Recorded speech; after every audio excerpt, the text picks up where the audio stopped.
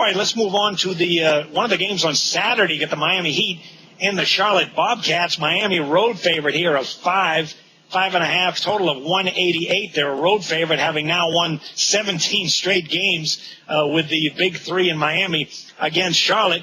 And, Jim, you got a young Charlotte team. Are they too young? Well, they have an injury issue also with Big Al.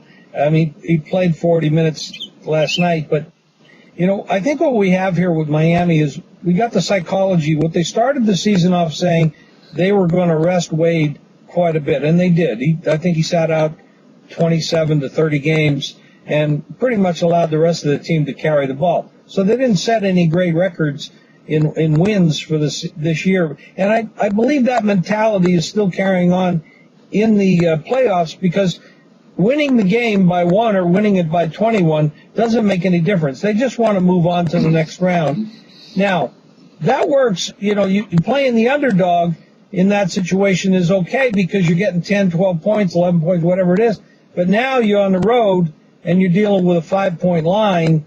It gets a little trickier. So Miami is way too good for this team. No question about it.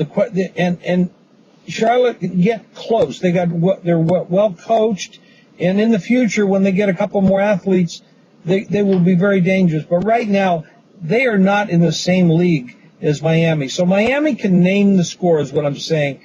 And when you get double digits, you probably want to take it. But in these single-digit numbers, I'm not going to mess around with it. Miami's going to probably win at least the next two games. Well, the minimum the next two games, at least two of the next 3 games, I should say. So they're going to win these games. The question is, can they stay close?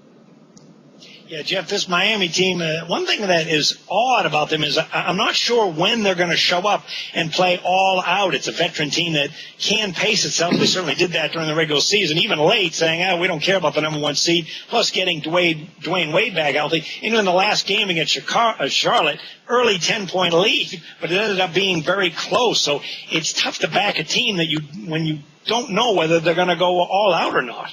Yeah, there were 4 games Saturday, and this is probably the one game I'll stay away from, just for a lot of things that we said. The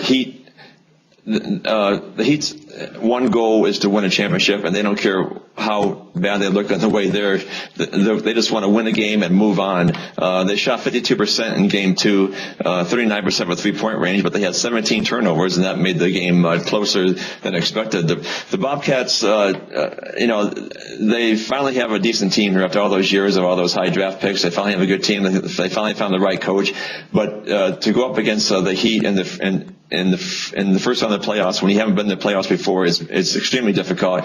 And especially now with Al Jefferson being injured, he scored 18 points, 13 rebounds, played 40 minutes with a torn tendon in his foot. How long can he endure that? I think it's going to be a big problem. I had that once. I had plantar fasciitis about 7 years ago. It's something that you can live with, but as long as you don't have to play in the NBA, so it's not easy to get by. So. It lasted about 5 months for me. But once again, we have an 0-2 team here. But this time they're playing at home. But then again, I'm not ready to take the Bobcats here. Even with the points, I'll probably stay off the game, John. Now, during that 5-month stretch, how many rebounds did you grab? 0. Yeah, I didn't go near the basketball court. I think Charlotte could do a little bit better than that. I'm going to take a look at the total in this game, because the game 1 squeezed under, and then game 2 went over. But I see a defensive battle, because Charlotte plays their best defense at home.